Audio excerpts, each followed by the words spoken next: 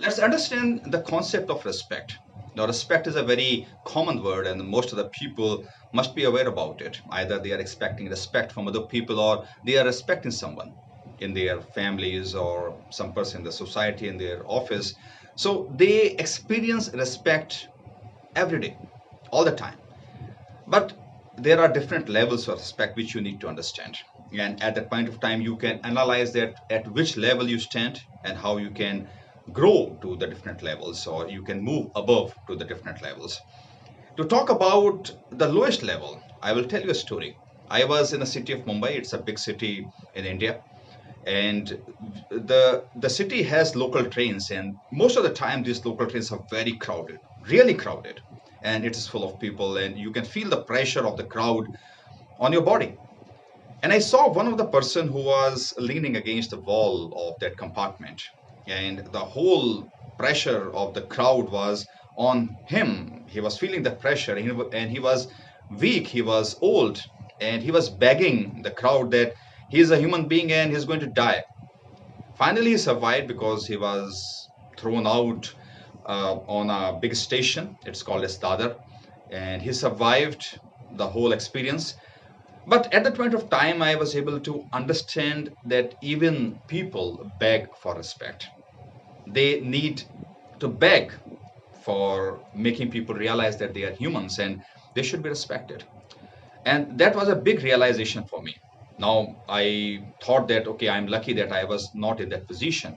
But when I came out of that railway station and I looked around, I found that a large number of people are begging for respect.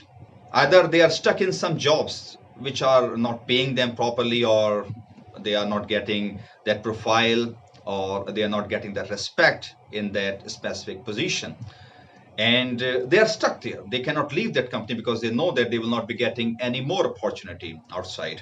And that's why, even after the humiliation from their managers or the owner of the company or the organization, they are stuck there. They cannot leave that.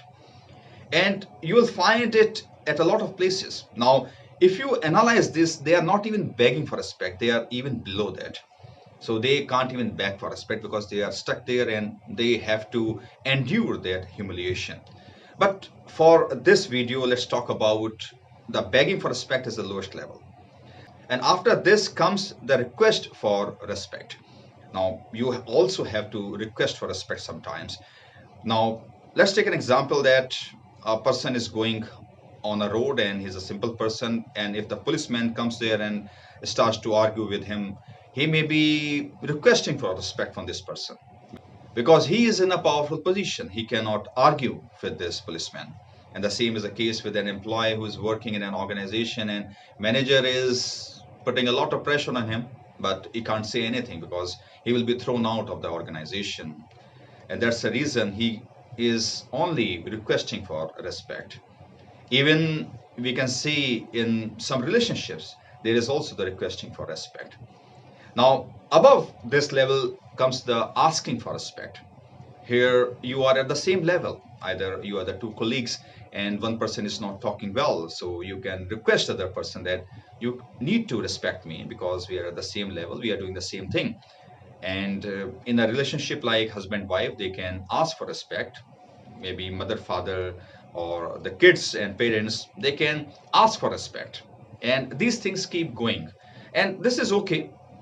But here you are even asking for respect, and that's also not that great. So begging is not good, requesting is not good, even asking is not good. Now above this level is the level where most of the people desire. It's called as demanding for respect. You demand, you have that power, you have that position that you can demand for respect, and people do that. They are at the position of the boss, or they are the CEO of the company, or at such a position they have the lot of resources, they have money, and they can influence other people. They can even hurt them, they can even spoil their life or their career, and due to that fear, the people respect them. You must have seen that a dictator is forcing other people to respect this person, respect him. And that's why he is demanding, he is creating that fear. And even the teachers, many times the teachers and the professors are forcing their students that they must respect him or other teachers. But the problem here is that you are putting a pressure on other person. They are not respecting you from their heart, and that's a reason that they may show you that they are respecting you, but in fact they are not respecting you. They are disrespecting you. They are abusing you. They are not having the great image of you in their mind or in their heart. So this type of respect is also not that great. Demanding for respect is also not that great. Now then comes the commanding for respect. Now this is the top level, and here you command the respect. You are not forcing any person. The respect is in your control, and the people from their heart, from their mind, because of your task, because what you have done, you have changed the life of people, you have transformed people, and that's why people respect you.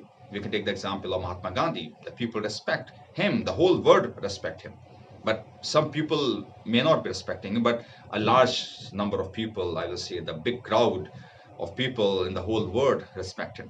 We can take the example of Steve Jobs, Dhirubhai Ambani. We can take the example of many other people who have changed the world, who have transformed people and changed the life. So if you see the example of these people, they either have reduced the pain of other people or they have increased the happiness of these people. And that's how you command the respect.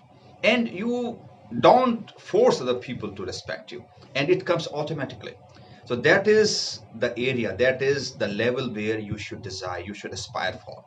And that is the area where you will feel that peace of mind, you will feel that feeling of fulfillment. That is the level where everybody should aspire, that they want to reach to that level. And that is how you will have to transform yourself. So now you can analyze that at which level you stand and how you can move to the next level or to the top level. And you will be knowing about all those things now. So analyze, introspect, and you will understand that what you have to do. So start working on it and think about it, and you will find the ways.